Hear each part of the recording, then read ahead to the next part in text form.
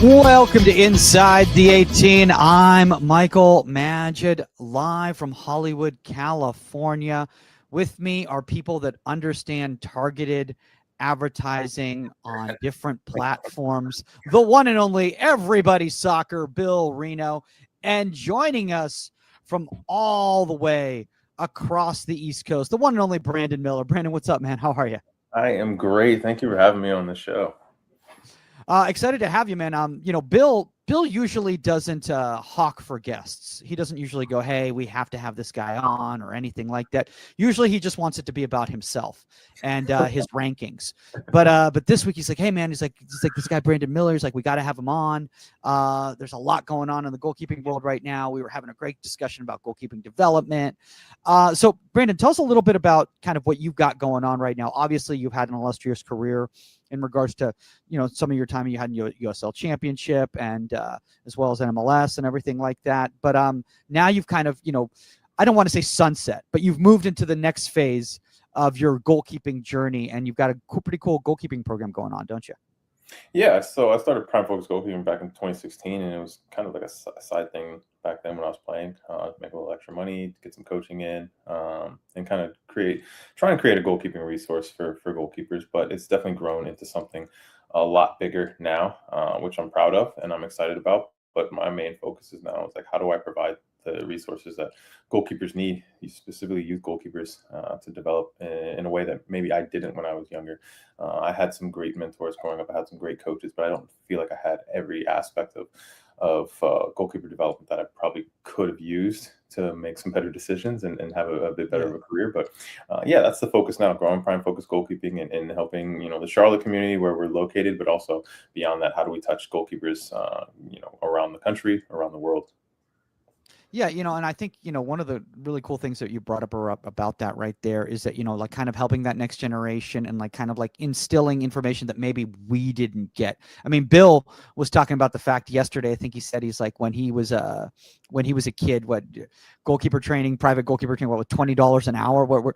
Who was that a dad in the backyard? What was that exactly? No, it was like some guy that had just moved over from England. I mean, he played like 6th division or something there, but he was the only goalkeeper coach I ever had and gave me, $20 an hour. I was like, all right, deal. So it's very lucky to have that. But no, I think Brandon's in a great spot that, look at how many people have we talked to that have done goalkeeper training and have, goalkeeping academy name, whatever it is, but someone who's been doing it for 10 years, and this is part of the reason I want to get Brandon back into the sphere is I like seeing recurring names because every now and then we'll see something pop up, but someone who's been around for a little bit kind of gets how things are supposed to run, aren't supposed to run. So I was happy to get Brandon in for this. First off, and also I have to say that Brandon may have the best beard that we've had on in quite a while. I haven't trimmed it up lately, but dude, it looks you've got that grizzled veteran goalkeeper look. I've got the grace going right now. Before we kind of get into a lot of the different topics that we're going to talk about, and Brandon, thanks for joining us for this roundtable discussion on everything that Bill wanted to talk about. No, thanks, Bill. Thanks for taking all the time. I've had a little bit of a crazy week, but I want to talk about this. Zion Suzuki. Brandon, did you get a chance to watch Zion Suzuki during the World Cup for Japan? I'm gonna be honest, I didn't get to watch him as much as I would have liked. Definitely a name that I've seen over the past couple of years. Obviously, his emergence and the way his career is going right now, he's got a great trajectory. But I didn't get to watch him as much. I didn't get to watch the World Cup as much as I would have liked. But I saw bits and pieces, saw some highlights as well. So he's a personal favorite of Bill, and Bill, I'm sure you've heard the news today. I think it's I might even be a Fabrizio Romano. Here we go. Tweet by now, but Zion Suzuki to PSG on loan to Juventus. Good move for him. I mean, if he can, you got to shoot your shot. So it's going to come down to how he performs on the field. So any move, I mean, it's anyone's guess, but ultimately it only matters how you perform and if you get a chance. So it sounds like he's going to get a chance. Not everyone gets a chance when they get a move, but it sounds like he'll get a chance. But then it comes down to like, hey, can you play? And you don't know until you find out. So I don't know. I think all the time of how many Americans don't get a chance at the next level. Everyone gets to a level that they play decently at, and very few actually fail at the level above that. You know, they get to a spot that they're playing, and then there's like this kind of glass ceiling that kind of happens there, and that happens at the youth club level, college, pro, like it happens everywhere in the U.S. But it's nice to see someone actually get a chance to go do something. So we'll see how he does. Yeah. And by the way, Brandon, feel free to step in, and you don't need to wait for me to ask you a question. Well, or I anything think like I that. think for me, I think that's why it's a good move now for him. As like it's so early in his career going to that heights, and either he's going to do well, but even if he fails, he's still going to have opportunities to go to other high level clubs later on in his career. And I think like looking at some of the U.S. men's national team players or some of the American goalkeepers that have made bigger moves, I think it's difficult because you have the MLS tag on you, which isn't necessarily seen as great in Europe, and so maybe they aren't getting the opportunities. Like he's coming from having performed at a high level in a pretty good league as well. So like I think it obviously going to be interesting to see how he performs on the field, but I think it's a good move at a good time right now for him. Yeah, and I think, one of the interesting things that kind of, Bill was bringing up there in regards to like, the kind of that glass ceiling, because it's making me think, obviously Zion Suzuki, started his career, in the J League, then obviously went to Serie A, with Parma. And as Bill feels, US soccer did not do a strong enough job of trying to recruit him to enter. Well, I'll say this. I think they gave up pretty early because he made it very clear, like, I'm not coming. So like, I don't, maybe they could have done more, but I think the first time Bill has ever taken U.S. soccer off the hook. Pretty rare. Ever. It's a very rare. But I think that's also an interesting point, because I think there's a lot of kind of I would say parallel between Japan and the United States in that regard from a goalkeeping standpoint, is that ceiling aspect of it. It's like, yeah, maybe you could go play in Europe one day, but how often do we see a Japanese goalkeeper at an elite Champions League level club? We might see them at like, I don't know, a Frankfurt or something along those lines. So, and it's a very similar thing in regards to MLS. I mean, like, if you really think about it, the only goalkeeper that has actually played consistently, and that's kind of a scary thing, in the last 26 years at a Champions League level club has been Tim Howard. Well, even that, I mean, I don't know how much. Well, obviously, of course, this Van de Sar move and everything, but he did get a season there. Yeah, he was a good time there, and just playing at Everton, like, it was kind of different then than it is now. But it's been disappointing. I'm curious to see with this new batch of young goalkeepers what we can do, but I feel like we've been saying that for about 20 years. Of like, oh, these young goalkeepers, and So let's do this, Michael. Let's jump into the U20s, because Brandon. Okay.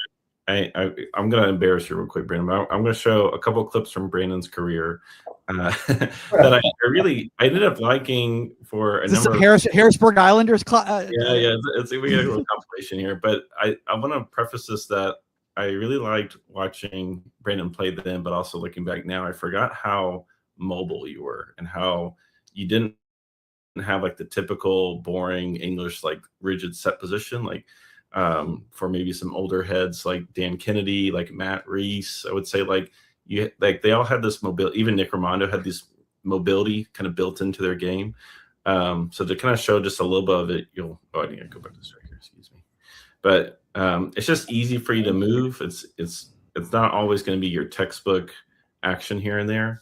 But there's a lot of creativity with it. Brandon, can you tell me just a little bit before we go to the U20s of how you developed your style, or was it just more of like circumstance that just kind of came out?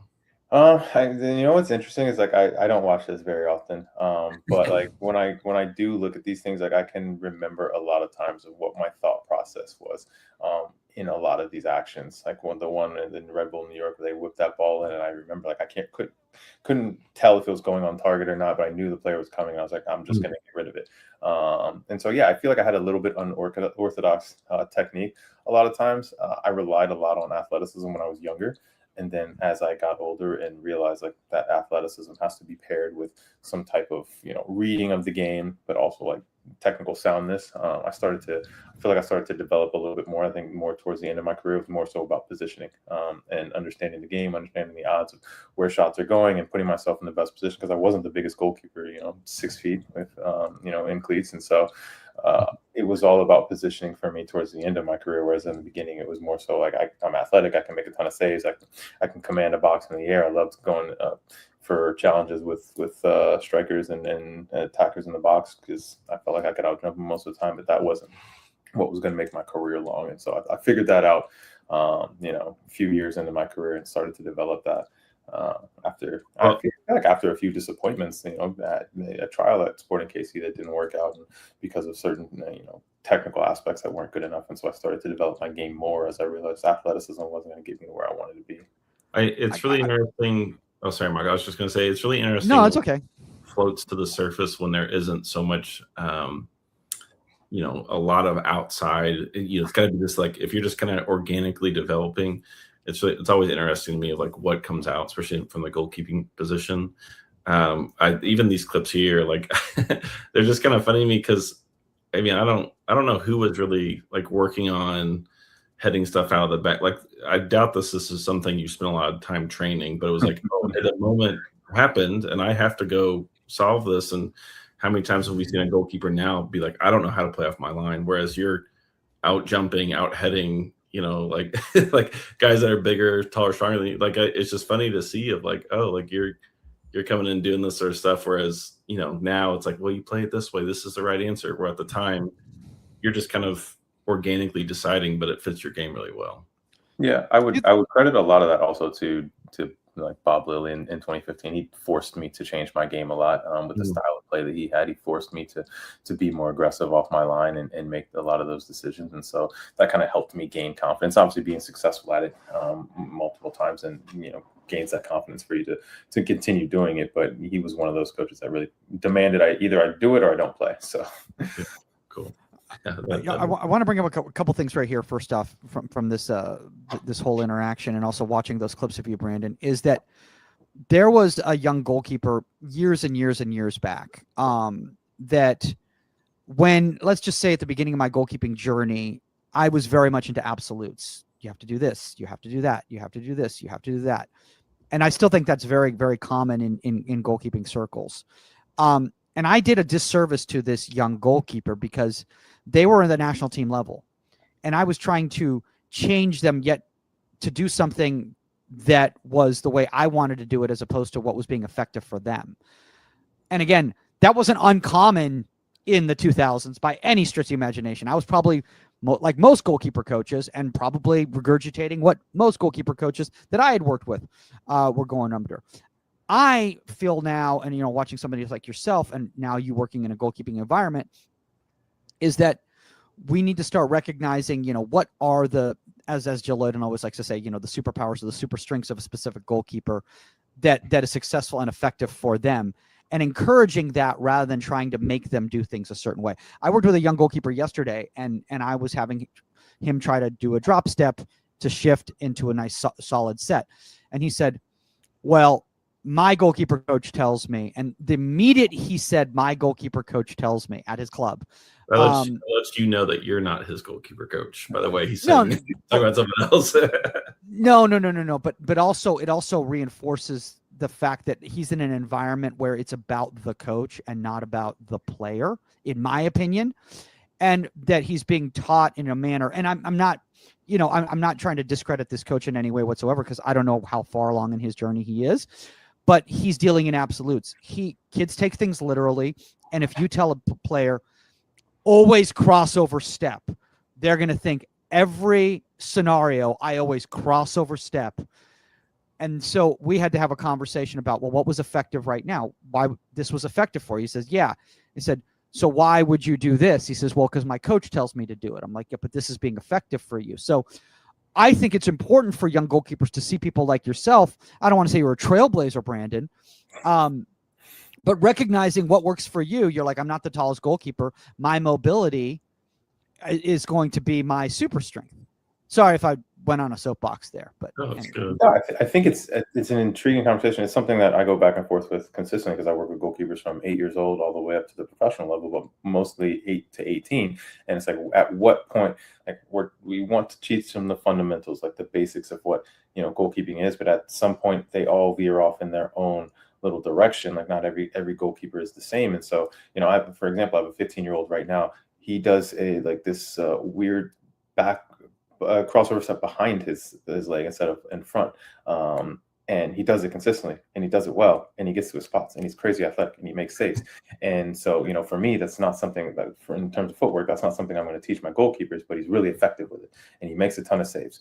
And so, at 15 years old, do I need to change his footwork and potentially change how he is as a goalkeeper versus, you know, let that ride and continue to focus on the other things that I know we probably do need to focus more on to change. So it's an interesting conversation with goalkeepers, and it's just like, what is that point where you just kind of let things go? That's the type of goalkeeper there are. So now let's refine things based on what you have right there. Yeah, I was talking to a sports performance coach about this, and they come from a very different perspective. And then they were talking about coaching behaviors along with it, and they said, if something's being successful and effective in regards to their movements, then don't adjust it. Only start adjusting when the action is no longer effective for kind of like what you want the result to be. So if he starts getting scored on because the speed of play improves, the players get tactically stronger, then you can be like, hey man, try this, explore this. This may be more effective for you. And if he is a good enough athlete, he's going to be able to make that adjustment, if that makes any sense. That's essentially what I tell my goalkeepers. Like at right now at U12, U13, what you're doing is effective. You're keeping the ball out of the back of the net. You're making saves. When the pace of the game picks up, when strikers get more accurate, when the speed of that ball coming at you is a lot faster, it's not going to be as effective. So I think it's best that we start to fix this now, as opposed to waiting until we're starting to make more mistakes. So I think that's I would definitely agree on that sense. Yeah, Bill, any thoughts on that? Well, I guess I'm thinking, I'm trying to like bridge here a little bit, but with our, and I know we're going to get to U20s, I promise you. This is a really interesting segue here. It ties in, I think, because our starter, I think he played all but one game. I have to go back and check. But Razanovic? Okay. Razanovic, he in the Mexico game, it came out that he has these kind of weird, I don't want to say like I don't think he has the yips, but he had kind of some weird hitchy movement at different times. But I think it's because there's kind of a chaotic style to him. And so he's kind of has this knife's edge balance of he wants to be very athletic, he wants to be explosive, and he wants to tap into that. However, there's just times where, yes, that's the move and go with it. And if you can head the ball over a striker out to the 18, go for it. But if it's not the move where there's kind of some chaos in the box and you're just out of control, then I think it's kind of those things like, okay, when is the time to use it or not? So I'll pull up the first goal here. I think this is a good example. Now, I think this is kind of one of those plays where it's like not really the goalkeeper's fault, but one of those moments where like you look at it and you're like, oh, this probably isn't, this doesn't really help us a whole lot here. And, his teammate doesn't. Was he jumping into the goal? What was going on there? Right. I think that's kind of like, I don't think this is a staple for him as far as like having this yippy motion. I don't know what else to call it. Yeah. But as this ball goes down, he jumps up, which is not the first time I've seen a goalkeeper do that, but you can tell he just has a lot of energy to play and he wants to do something. And I've seen, I think we've all seen a young goalkeeper try to do something, and this back end works pretty well where that you can tell that ball's going down and Kane's going up. Like he's totally I don't know if he's misread the situation, but he just has like too much energy here. So Brandon, I'd be curious if you ever worked with a keeper who like has so much athleticism. I'm assuming Brandon has this session design in his right. Yeah. Ball bouncing around, ball dropping down, goalkeeper have to jump inside the goal. Yeah. Brandon, how do you work with a keeper that is crazy athletic, which Kane for sure is, but at times it just almost gets out of control where he's doing something that, I don't know. Again, I don't think this is really on him, but this is just a really awkward movement to make. Yeah, I mean, for me, just to address this situation specifically, this for me, if I'm coaching him, this is a lack of reading situation, of understanding, and this happened in 2 seconds, like 2-3 seconds. So obviously, but that's our job, and we have to make second decisions. We have to read what's going on. When looking at this, headed across, who's on my front post, who's on my far post, where do I need to cover in order to make a save here, right? So, in this situation, ball goes back across. Would love to see him just coming across, and obviously no jumping, and simply just being able to react to where the ball goes. It's a header from 3 yards away. So that's very difficult. But like you're saying, a goalkeeper like that who has a ton of energy, move a lot of movement. My goal is to get these goalkeepers to calm down and just focus on like the reaction to the ball, reaction to where the ball's going off a player's foot, off a player's head. And a lot of that is the mental side of things. Instead of guessing where things are going, it's literally just reacting in the space. Because in a header from 3 yards away, like, not really expected to make a save on that, but if you can make a save on that, that's a massive save, right? So instead of guessing where it's going, how do we react in a situation where I see my sixes on the near post? I know there's someone on the back post. Like, how do I find the window that I need to react to, stay in that window, and just potentially make a save? And if I don't, it's a header from 3 yards away. I don't know if I'm going to be blamed that much for that. Well, I think the ability to tap into athleticism, I mean, that's you have to be aware. If you're not aware what's going on around you, like, you're just kind of snowballing somewhere, and sometimes it works out, sometimes it doesn't. So no, I think that's spot on. The second goal here, to just kind of close out here a bit, I mean, it's unfortunate because it just goes through his hands, and I don't think this is something that you really expect to see. Oh, this is the one that everyone's been talking about on social media. I mean, it's obviously a mistake. It's really good for 19-year-olds' mental health to just be getting judged. Well, like it's kind of the same thing with the Matt Freeze play. It's like, yeah, like obviously he misplayed it. Like this one for me, there's less to say. It's like, okay, yeah, just catch the ball. Like there's nothing else to say about it. Like, he messed up. It happens. They have a red card at the point in the game. They're down a man already. They're down 1-0 as well. Like, the game's a big uphill battle here. But it stings obviously to see something like this, but I think this all kind of goes back to the bigger point for me of a goalkeeper needing to have that balance for themselves of, hey, like, what are all the parts you need? And for some goalkeepers, yeah, they need a really strong technical base, where some goalkeepers, like, it's not as important. And maybe some of it comes naturally, whatever. But yeah, I just find it interesting how much of a variety of goalkeepers we have, because, the backup, what's his name? Lodmel. Ludmel, thank you. I had it in my head. Yeah. Plays different. It's not the same goalkeeper, and so we have all these different types of goalkeepers. So having to find the right balance and the right recipe to have it in order, like, it goes a long way. So, but Bill, you just brought up something in regards to like Lodmel and everything, and Brandon, I want to talk to you about this, because one of the difficulties I find in group environments, especially with younger goalkeepers, is that why do you let that guy do it this way and you're telling me to do it this way? Because they can't comprehend the fact that their profiles are different, and that something is being effective for that person might not necessarily be effective for you. So how do you, in your coaching behaviors, do so that both goalkeepers benefit from this session and also get what's going to be effective for them?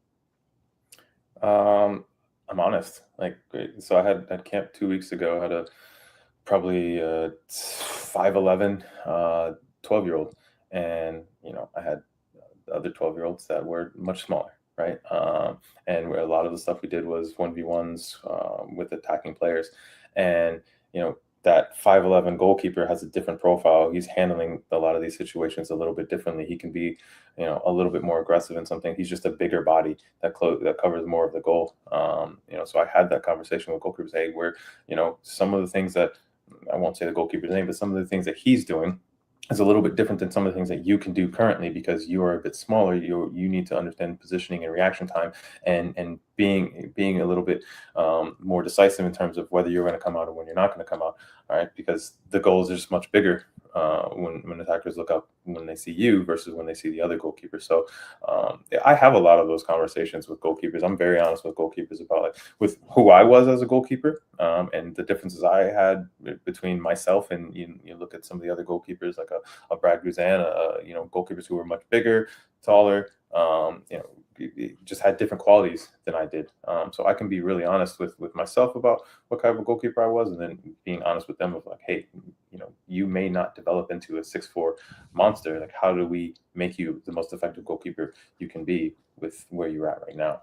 Well, and even that word, I mean, we keep circling back to effective. Like, for me, that allows them to go do it their way. Like, it's effective for you because it's good for you. It fits you. It's not just like something we're arbitrarily putting on you. It's something that's going to fit your game and something that's going to be celebrated. It's going to be exciting. you're going to enjoy it a lot more because you're going to find more success. It's not fun to play like someone, when it doesn't really match your strengths and weaknesses, and you're trying to go do something that doesn't really fit for you. No, for all the short kings out there, embrace it. Play with what you have. And there's things that the taller goalkeepers can't do. There's things that the short goalkeepers can do. Okay. Well, don't embrace it on your college profile. Don't do that. You got to be 6'2" on that college profile. Don't. No big deal. But yeah, I know. And your play style. Yeah, play with what fits you the best. Don't play like someone else. That's not gonna do anything for you.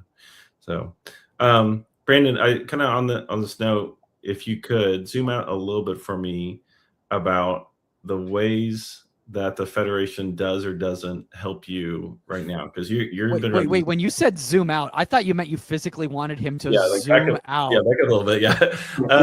Hey, man, you're getting a little too close to the camera right here. So. Yeah.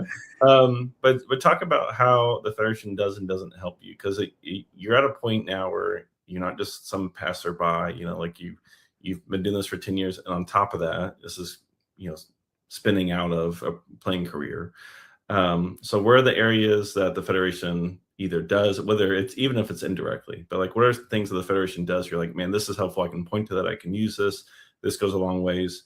And then kind of on the back end of that, what are some things that the Federation could be doing more or could change or could add to that would help your life out a whole lot? Is he either frozen or he's deep in thought? Yeah. We lose him for a second. Oh, let's zoom out right here. Did we lose Brandon? Yeah, I don't know. He's deep in thought now. Or he's deep in thought. Oh, he's back. There he's back. He's back. He's back. What's going on there? Okay. It went blank real quick. No, we thought you were really taking it very seriously. You were just like really this is profound. Okay. I don't know. So we're talking the Federation. Yes. Yeah. So it's interesting. I spent the past like 2 years really diving into goalkeeper education from United Soccer coach's point of view and from US Soccer's point of view. So I've done my C license, and then I did the goalkeeper C with US Soccer as well. I think in terms of helping me, because I don't want to be the negative Nancy here. The Federation has helped me, be more consistent with putting my training sessions together, being prepared for training sessions, how I think about the flow of a training session. I've always had a really good structure of the session, but thinking about little things of how am I preparing the goalkeeper to be comfortable in goal? A lot of the stuff I used to do was outside of the goal. I think more about what things I'm doing outside of the goal versus things I'm doing in the goal, directional things as well. So the Federation definitely, forced me to think a little bit more about that stuff. My biggest issue with the Federation, and this is just based solely off of the goalkeeper C license, was a lot of what we talked about was session planning. And I think at the basic level of goalkeeper licensing, if that's going to be the lowest level, while a session plan is great, if you don't understand the basics of goalkeeping, then you can't really make a session plan doesn't mean much. If you can't teach me how to catch a ball, if you can't teach me how to dive, if you can't teach me how to claim a cross, then the session doesn't really matter. The quality of session doesn't matter, because the quality of session is defined by typically by the level of the goalkeepers and their ability. So if you have a great session with goalkeepers that don't understand how to do what you're teaching, then it's not going to be a great session. And so that was my biggest issue.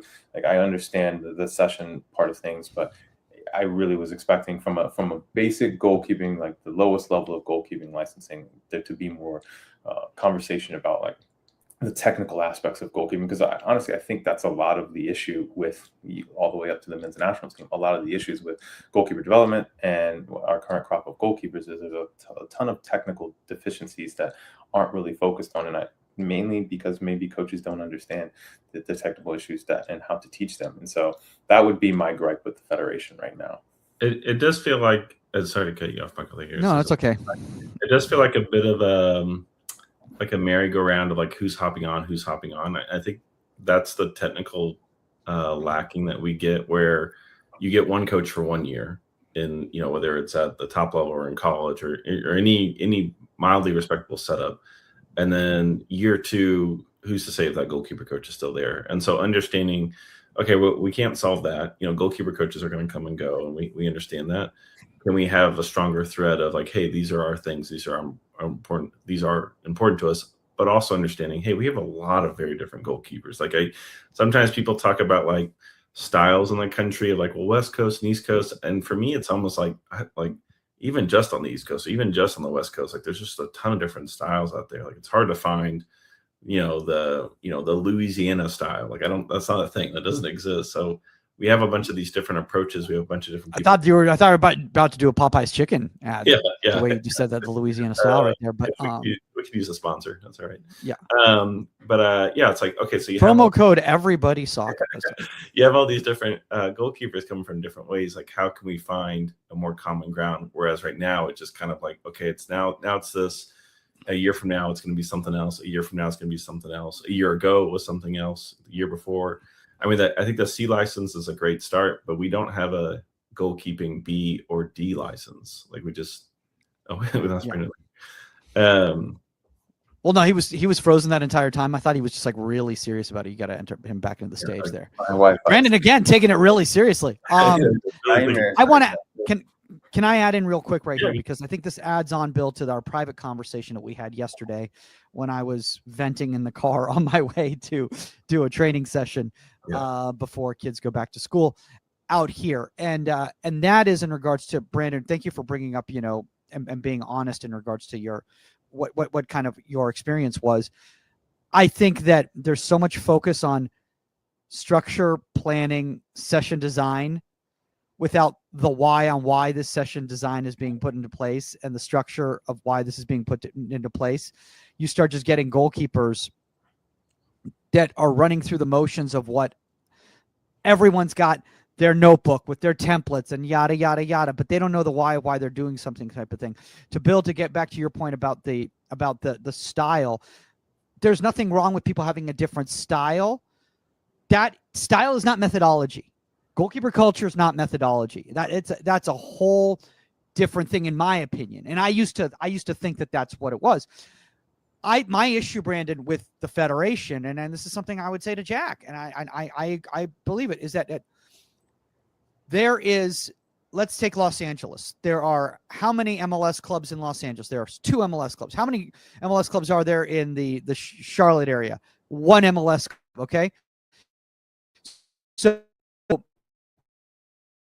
Jack is helping out these academies, and there's always going to be great goalkeeper coaches at the MLS academies and everything like that.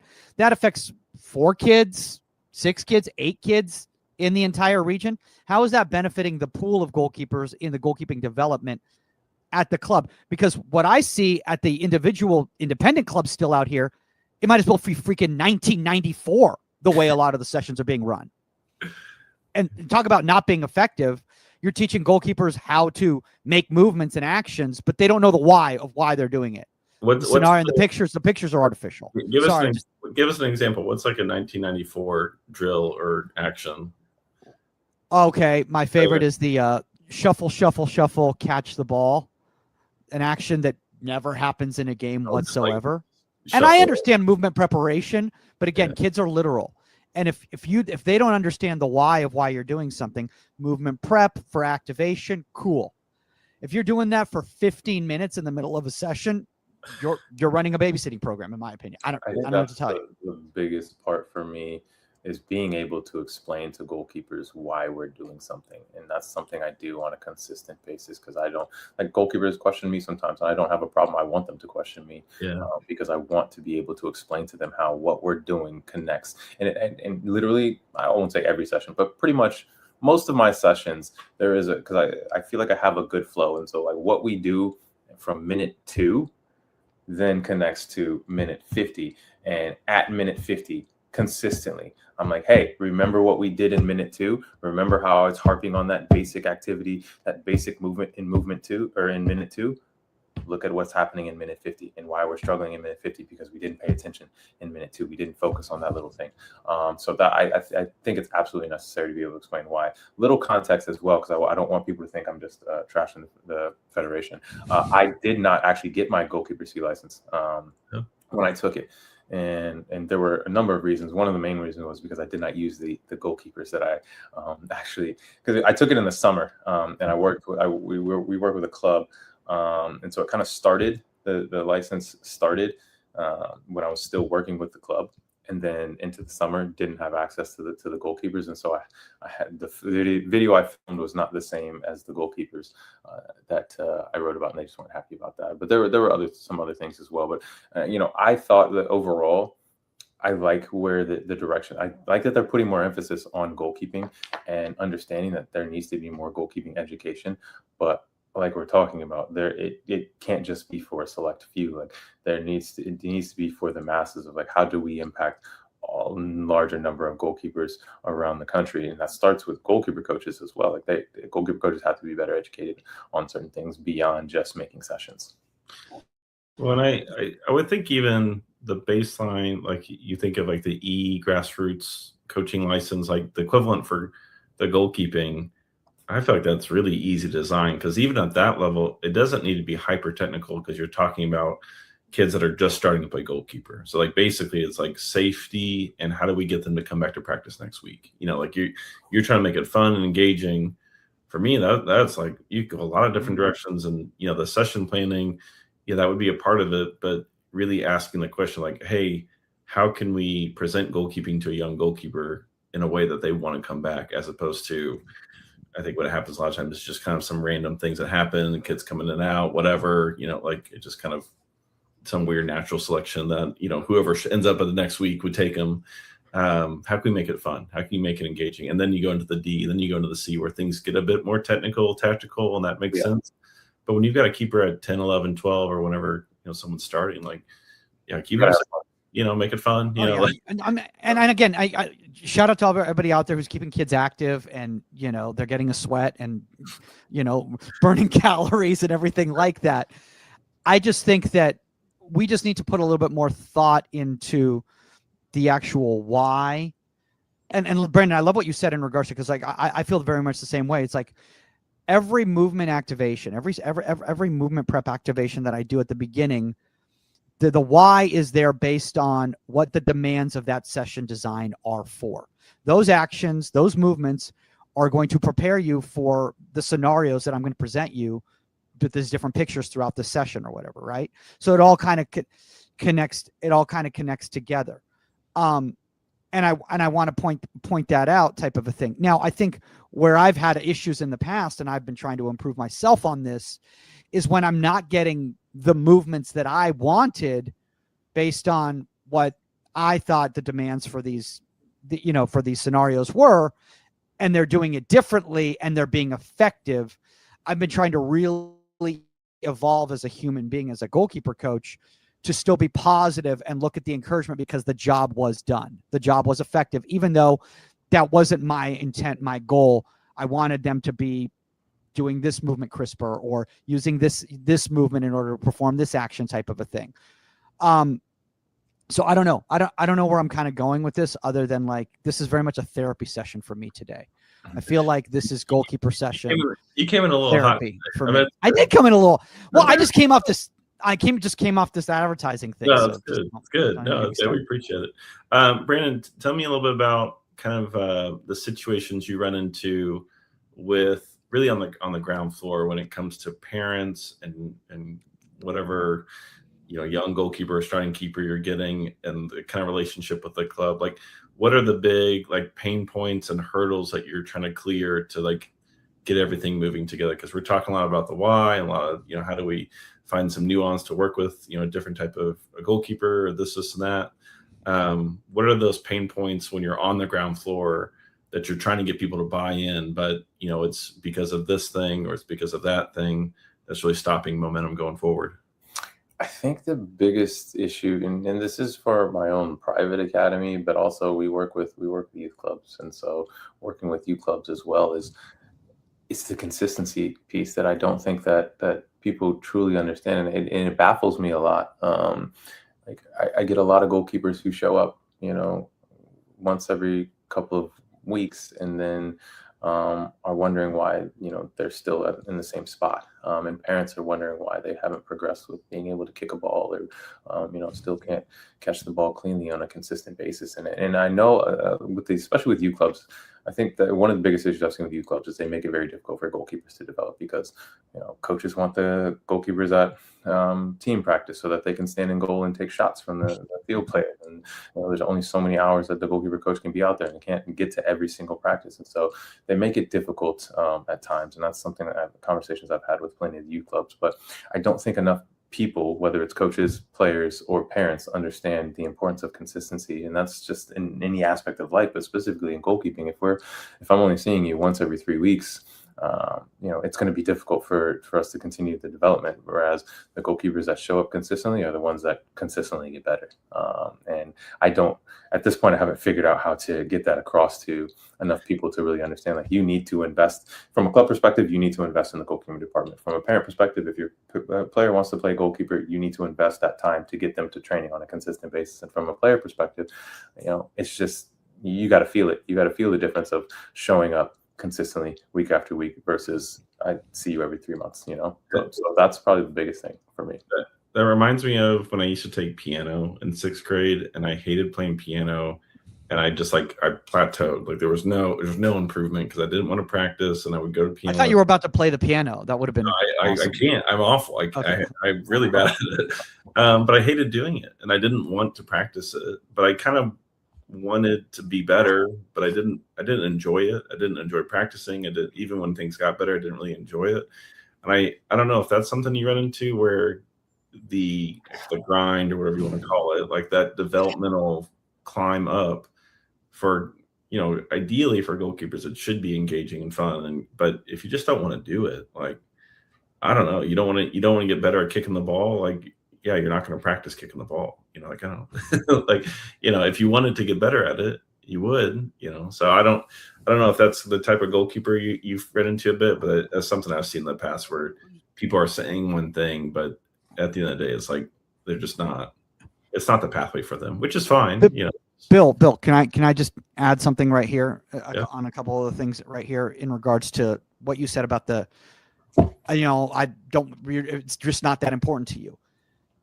As I've grown as a coach, I've started recognizing that not every goalkeeper is wired like I am, and that it's their journey, and they get what they get out of it. And if this is as far as they want to go with this, then that's what they're going to get out of it, and they have to be okay with that. Trying to fit a round peg, is it a round peg into a square hole? Is that the terminology? Is that the term? Both ways. Square peg into a round hole. I think it works both ways theoretically. But yeah, but you get kind of what I'm saying, type of a thing. Is it like, so I need to. Sometimes I have to lay off people. Sometimes I have to over encourage. It's all about the coaching behaviors. In regards to consistency aspect that Brandon was bringing up earlier, yes, I think consistency is important, but it's not just consistency about coming to goalkeeper training. It's about consistency of putting in the work on the IDP on your own, type of a thing. Because I can't tell you how many goalkeepers, for reasons such as just their family not having the resources to go to goalkeeper training every week because of the cost, but they put in the work on their own, and they have further development with me or in any goalkeeping coaching environment than a goalkeeper that is working with me or another goalkeeper coach consistently every week. But that's what they're doing. They're working with me every week, and then that's the bare minimum. So that's my thing on consistency. So yeah, I don't know, Brandon got to hear any of that. So it's all right. It was an amazing, very inspiring spiel. And of course, Brandon's not here for it, so he can't even say that was just BS. Well, so it's all good. I think all this, to kind of put a little bit of a bow on it, I think, if it's engaging and fun, like, people are going to want to grow and develop, and you're not always going to win everyone over. But I do kind of wonder, Brandon, obviously you're coming in with a lot of experience, a lot of knowledge, but you're in the 1%, like, as far as like what you have experienced through goalkeeping. Most people don't have your resume. Michael and I don't have your resume. So you're in a very like 1%. I saved 2 penalty kicks in my men's league championship game. Okay, well, that's last pretty year. close. Okay, Pretty close, yeah. with a broken finger, might I add, that was still in the cast, splinted properly. Yeah. Doctor told me I could still play, so okay. I don't know if that counts as being goalkeeper of the year in USL. Pretty much the same thing. So, I just think about the other 99% of coaches. There are 99.9% of goalkeeper coaches out there that don't have the depth and understanding. Which, just to circle back around, like if the federation can supplement those coaches with knowledge and ways to make it fun and engaging and information to help those goalkeepers grow, that's just going to raise the tide. Like you right now already face a challenge of kids not really wanting to develop, so we're going to always face that. But I kind of wonder how many goalkeepers we just lose along the way because they didn't have someone there to make it engaging. They didn't have a club environment there to make it engaging and fun. They're just kind of put in goal. They just kind of do that, and they just kind of move through, and then there's limited opportunities. But Bill, how many kids are lost in regards to youth development in general in any activity based on that? That's not just a goalkeeping development problem. That's a youth development problem. That's a child development problem in this country. But I also think, and this is where I struggle a lot, because I do have a different perspective than a lot of coaches and a lot of players. Not everything's going to be fun, right? And so that's where I struggle with, like, it was not fun getting up every single day to go play in the USL for 10 years. It was not fun getting up every day to go play at a Division I university, but I was there and like I put the work in. And so like there's a balance. I agree. Like most of the goalkeepers I work with are not going to play Division I college soccer. Most of them, 99% of them are not going to play professional soccer. 99.9% of them are not going to play professional soccer. So that's the balance for me right now. But I have goalkeepers that tell me they want to play professionally. Okay, then let's figure out what that looks like. But it's not always going to be fun. It's going to be hard. It's going to be you're not going to like me. You're not going to like what we're doing. But the development's going to be there if you want to stick to it. But like that, I feel like that's where we lose a lot of goalkeepers, and that's where the balance I'm trying to figure out is like I know most of them aren't going to reach the goal that they say they want.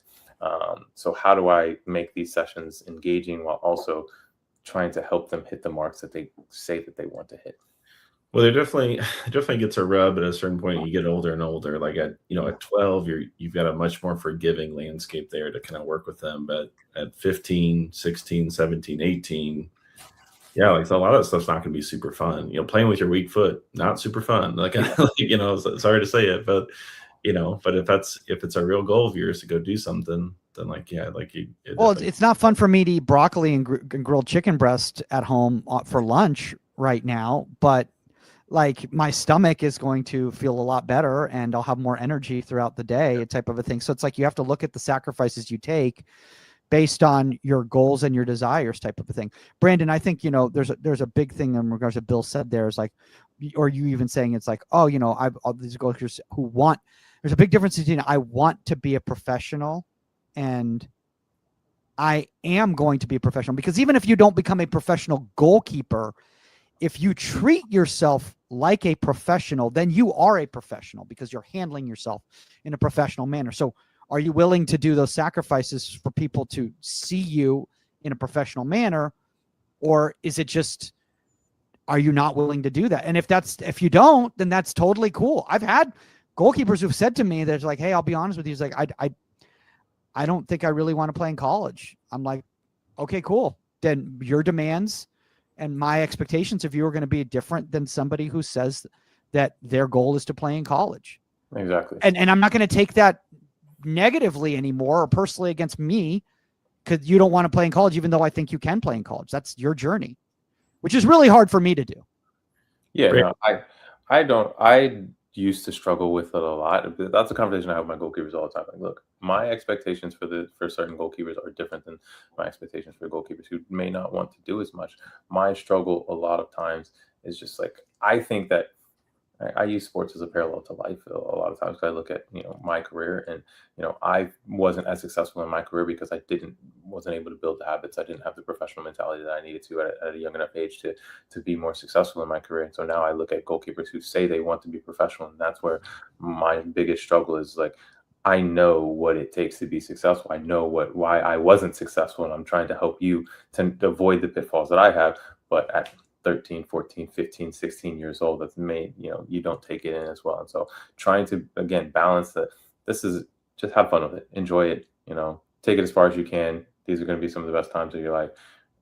But with also, like, it's not going to be fun to work on your left foot. But if you do it consistently, you're going to be farther along than, most of the goalkeepers at your age at some point. So there's a balance. Still, we're all still figuring it out. Yeah. Unless you're left-footed, in which case it's a lot of fun to work on your left foot. Very true. Because everyone's just like, wow, that guy's awesome with his left foot. They don't realize you're actually left-footed. Yeah, so yeah. Brandon, did you have any sort of player identity? Can't think of a better word, but crisis whenever you retired? Because I kind of wonder when these young goalkeepers decide, hey, I don't want to do it anymore. It's almost like it's embarrassing of like they're like, it's like a bad thing to say. Like Michael, the example you gave, like I feel like I've heard that a few times, and the kid's almost apologizing to me. I'm like, yeah, well, I'm sorry, I don't really want to go farther. I'm just like, look, if you know what you want to do in life, like great, let's go that direction. Like you can go do anything else if that's what you want to do. But I'm curious, even at the professional level, did you have that sort of sense of like, oh man, I'm not, a professional athlete anymore. Like, who am I? Or like, it's almost like it's a wrong decision to retire. Like, how did you approach entering that new chapter? I'm 5 years in and I'm still figuring it out. I mean, if I'm honest, it really is a therapy session today, Bill. It is something that I still deal with on a consistent basis. I mean, I hate to say it, but sometimes I feel embarrassed about my career because I did not achieve what I know that I could have, and that was a lot of that was due to decisions that I made myself. And so, yeah, I do think I look back at my career and I'm in a lot of circles right now with players that have achieved a lot in soccer. I sat across from Patrice Evra, 4 or 5 months ago. Had conversations with him. Like I'm in a lot of circles with guys in MLS and former MLS players, and I'm the USL guy. And while I'm proud of my career, I know I could have achieved more. And so that was a bit of an identity crisis of one, stepping away from being a professional athlete into a world where you're no longer praised and you're no longer put on a pedestal. Like that is one issue that you have to deal with, but also it's like grappling with the career where you feel like you could have done more. You feel like you could have achieved a little bit more. And so there's a lot that goes with that. And I think that, I understand what you're saying. There's plenty of goalkeepers I know who, maybe they didn't want to play, or they wanted to play in college and maybe they just didn't get the offer. And so they decided not to play, or, they wanted to try and get to the professional level, but it just hasn't worked out. And so it's that feeling of disappointment, of disappointing the other people around you. Cause I definitely felt that myself. Like, is my mom still going to be proud of me that I didn't, make it to the highest levels of soccer? Are my friends going to still think that I'm, some special guy because I didn't make it to MLS? And like those things are answered pretty quickly once I sit down with my friends and we talk about my career and our careers, and I sit down with my mom and she literally doesn't really care about soccer whatsoever. And so it's all about putting it in perspective, and that's what I try to help my goalkeepers understand, of like, whether you go to college or not, whether you win a high school championship or not, you're still just like the kid that your parents love and want to see happy. I got 2 things about that. First of all, I checked just today. I'm pretty sure you're 5th all time in USL shutouts, which is like, that's nothing to scoff about. So that currently or what was currently, I think you're 5th. Currently is kind of crazy because I think about it. Like I didn't really play my first 2 years. The third year I didn't play at all. Your shutout to game ratio is like really high. Like the people that have more than you played a lot longer than you. Yeah, I mean it's that, and that's the frustrating thing about my career. Like I could still be playing today, and I think about that a lot. Life circumstances changed a lot of things for me, but like it was also I didn't have the mentality that I have 5 years on, and so that's what I'm trying to instill in my goalkeepers now. Like, hey, don't be the guy who looks back at his career and wish he did more. I want them to maximize as much as possible and step away feeling good about it. That's the biggest thing. And I think the landscape makes it tough for it because, like, let's be honest, like you never actually failed at the MLS level. And like, this isn't, this is kind of all of a side tangent, but you and so many other American goalkeepers never like got that chance to go play. And then it turned out, oh, I can't actually do it. Like, think of how many European kids come into college and they are well aware what their level is. They understand, hey, I'm here because, something at some point they got this, so they got that chance, and like, or they saw it. And it's just much more like there's so many more steps there. Whereas here, you know, I'm sure you felt it. I Like mean, the 32-year-old Swedish man who's starting at Cal but he State knows his Fullerton. level. He knows his level, yeah. Whereas here, it's like it's maybe a little different now, but I really don't think it's that much different. It's easy to get the USL tag, like, oh, you're a USL player, and it's like, well, that's technically true, but also, like, what am I supposed to do? Not play? Like, let me go on the field and go see what I can do. And how many times has MLS brought in some international keeper that like really wasn't at the level, you know? So they're willing to risk it there, but there's just so many American keepers that, so like the bind you have to get into is you have to have, and you talked about like family and friends, which I think is a wonderful point, that you have to have the self-confidence of like, hey, I know my worth, I know who I am. Because for a lot of us, like, you're just not going to go get the chance that you deserve. I'm very lucky that I wasn't good enough to go push that level, so I don't have to stress about this sort of stuff. But a lot of these keepers just didn't really get. I don't know, Bill. I've seen some of those stats from college. No, it's fine. I know where I was. It's fine. But yeah, I wouldn't want to face you on a cross. But it's these young goalkeepers, like, they for sure have to understand what their worth is, because they may not get the ECNL or the MLS Next chance. They may not get a D1 chance. They may not get a chance at pro, and they just have to live with that. So that's a big soapbox for me. But can I just say this real quickly here? And Brandon, you may have a different experience with this, but I've spoken to a lot of people who've played at the different levels, regardless of what the level is, and a lot of it is personal circumstances as well too. It's like, hey, I'm getting paid more to play in USL than I would be to be playing in MLS in a large market, having to pay the cost of living there as a 3, and I'm a starting goalkeeper, and I get to live in this wonderful town, and I have my business here and all that stuff. So it's like, quality of life is such a big thing that comes into play when we're talking about the professional level. Same thing with college. Hey, I could be the number 3 at a Division I school, or I could be at this Division III school I really love, and I love all the kids here, and it's got the major, and I've got a thriving internship in the summertime or whatever. So everyone's different, and everyone's going to want something different, and so things aren't black and white is what I'm just trying to say.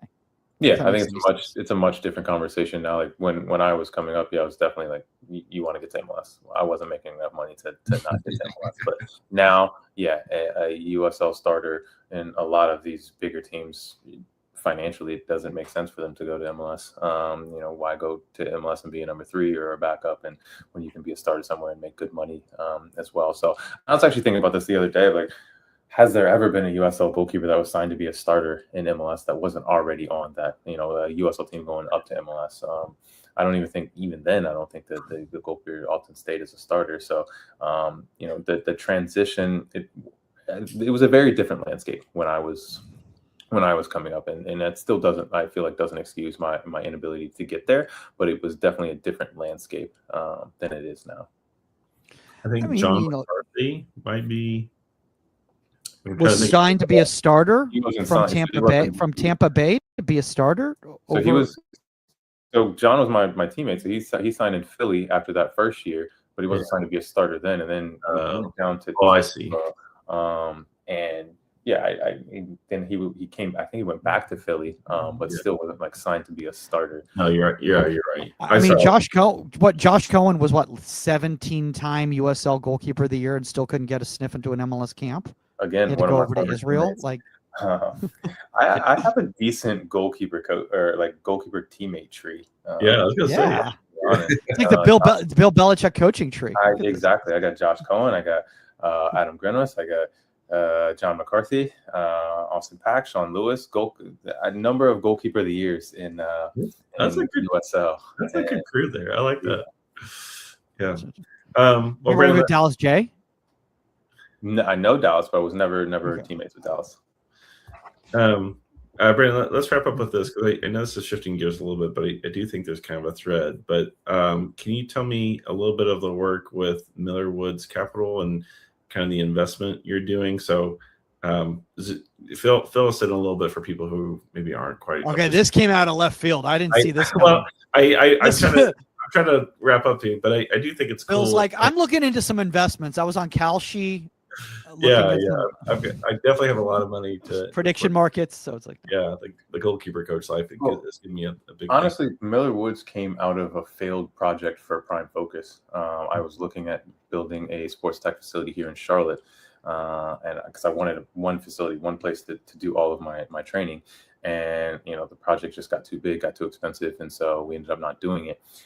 And then from there, I'd gotten connected with a number of people in the VC world, family office, a lot of that stuff, and so I just got more intrigued in how we can start to do things on a larger scale from an investment standpoint. So the indoor facility is still in the back of the mind, still looking at a few different places and options here in Charlotte. But with Miller Woods, we're just looking at how do we merge my sports interest and my real estate interest and cash flowing businesses, like getting involved. So right now we're looking at a couple of businesses here in Charlotte to acquire. We've invested in a few different sports tech companies over the past 6 to 7 months, and so we're going to continue building that alongside Prime Focus and continue just growing my experience in that space. And what I'm learning over there is definitely helping me grow Prime Focus in a way that's been successful over the past year. So it's been a fun journey so far. Yeah. What level are you primarily working with? Are you working with like already at like a Series A type of level, or are you looking more still at the seed capital level? Like whereabouts are these projects that you're working on? We're looking at more established business. I haven't really gotten involved in like pre-seed companies.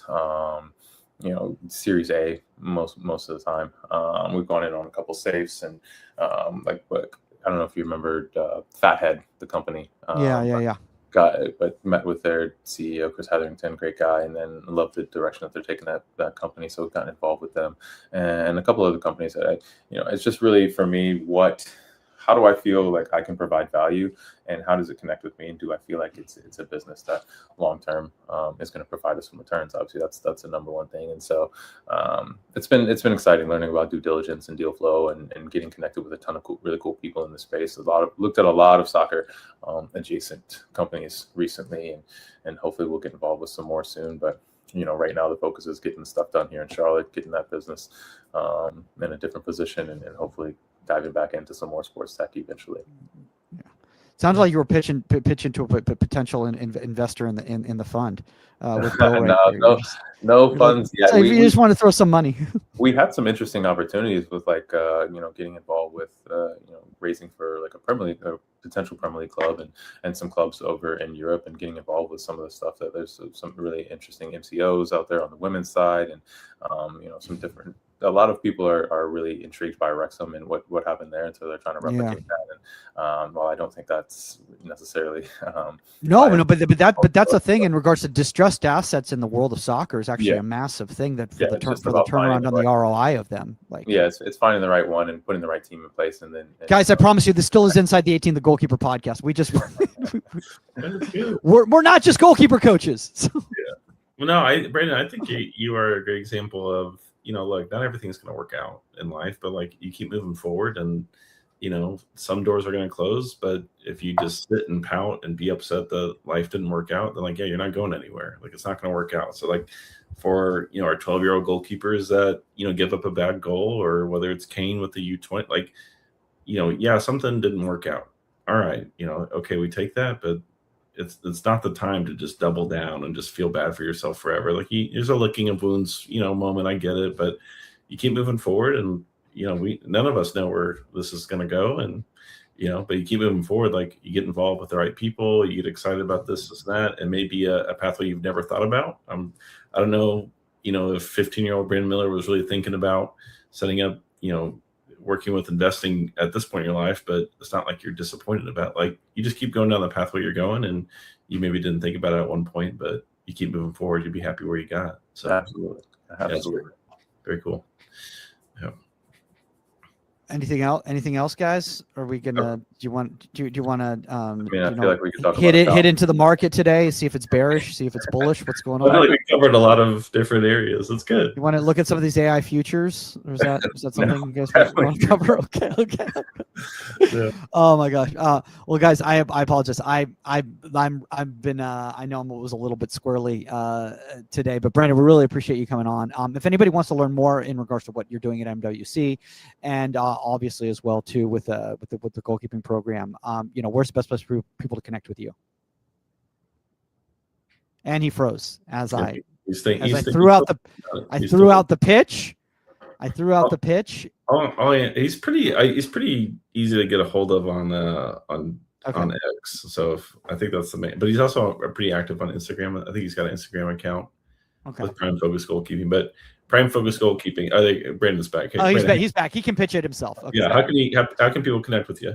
All easily, all over social media. I've got 3 websites. Obviously, primefocusgoalkeeping.com or at primefocusgk on all social media. I answer all DMs, messages, whatever it may be.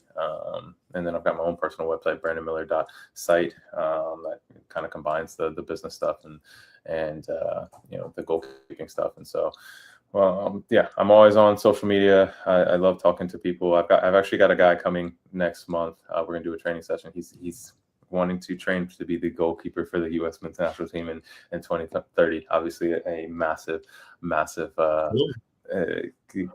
journey, but I'm gonna help him out a little bit. We're gonna film some content there. So let's go. I want to be the starting goalkeeper. Is it like just a guy who wants to be the starting goalkeeper in 2030, or is it just?